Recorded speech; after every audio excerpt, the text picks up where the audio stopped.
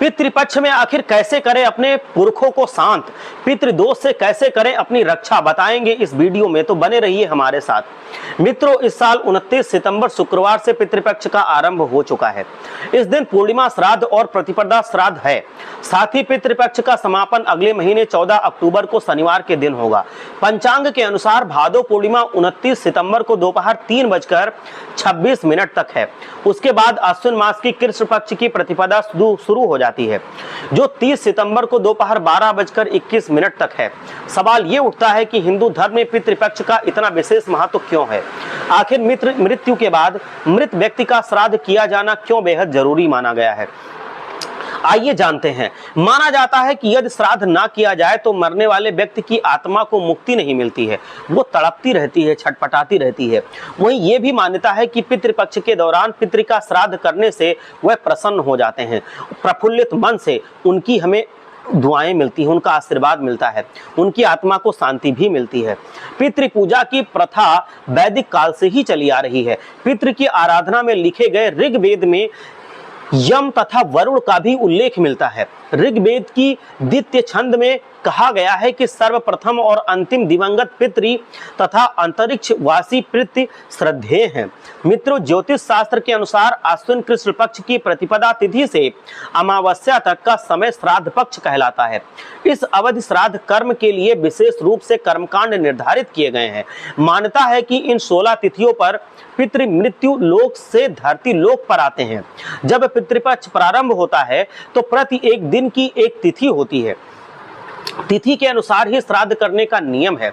उदाहरण के लिए इस वर्ष द्वितीय श्राद्ध 30 सितंबर को है, यानी पितृपक्ष में श्राद्ध द्वितीय तिथि है। जिन लोगों के पूर्वजों की मृत्यु किसी भी महीने की द्वितीय तिथि को होती है, वह पितृपक्ष के दूसरे दिन अपने पूर्वजों का श्राद्ध करें। इसी प्रकार पूर्वज की मृत्यु भी किसी माह और पक्ष की 9वीं तिथि को अगर होती है, वह पितृपक्ष की 9वीं को श्राद्ध करें, तर्पण अर्पण पिंडदान करें और अपने आत्मा की शांति के लिए प्रार्थना करें। आइए जानते हैं कि इस दौरान पितृदोष से बचने के आपको और कौन कौन से उपाय करने चाहिए, क्या नहीं करने चाहिए। मित्रों, पितृपक्ष में स्नान, दान और तर्पण आदि का विशेष महत्व होता है। इस दौरान श्राद्ध कर्म या पिंडदान आदि किसी जानवर व्यक्ति से ही कराना चाहिए।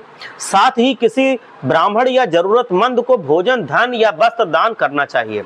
ऐसे करने से पितरों का आशीर्वाद मिलता है। श्राद्ध पक्ष में पितरों के अलावा ब्राह्मण गाय, श्वान और कौवे को भोजन खिलाने की परंपरा है, क्योंकि गाय में सभी देवी देवताओं का वास होता है। वहीं पितृपक्ष में कुत्ते और कौवे को भी पितृ का रूप माना जाता है, इसीलिए हम इन्हें भी भोजन खिलाने का विधान करते हैं।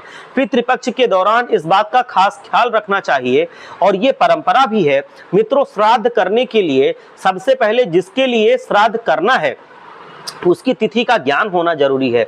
जिस तिथि को मृत्यु हुई है उसी तिथि को श्राद्ध करना चाहिए। लेकिन कभी ऐसी स्थिति होती है कि हमें तिथि का पता नहीं होता, तो ऐसे में अश्विन अमावस्या का दिन श्राद्ध कर्म के लिए श्रेष्ठ होता है, क्योंकि इस दिन सर्व पितृ श्राद्ध योग्य माना गया है।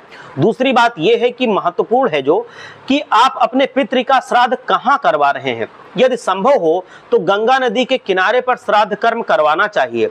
यदि यह संभव ना हो तो घर पर भी इसे किया जा सकता है। अगर वाराणसी में करते हैं तो यह सबसे ज्यादा शुभ माना गया है। प्रयागराज में भी शुभ माना गया है।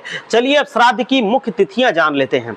इस साल 29 सितंबर को पूर्णिमा श्राद्ध और प्रतिपदा श्राद्ध है।